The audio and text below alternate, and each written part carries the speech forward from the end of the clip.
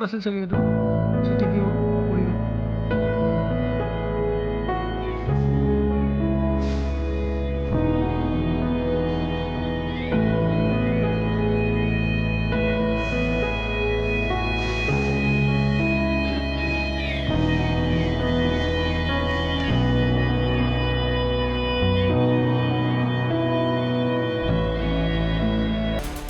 যোৱাকালি যিটো গুৰুতৰভাৱে আঘাতপ্ৰাপ্ত হাতী পোৱালি আমাৰ ইয়াত এডমিট কৰা হৈছিলে, আমাৰ কামপুৰৰ ওচৰত যিটো ৰেলৱে দুৰ্ঘটনাৰ ফলত 7টা হাতী মৃত্যু হৈছিল আৰু এটা পোৱালি জীৱিত অৱস্থাত আছিল, তাক আমি যোৱাকালি প্ৰায় 9:30 মান বজাৰ পৰা এতিয়ালৈকে যথেষ্ট কষ্ট কৰা স্বত্বেও তাক বচাব পৰা নগ'ল। এইমাত্ৰ হাতীটোৰ মৃত্যু হৈছে।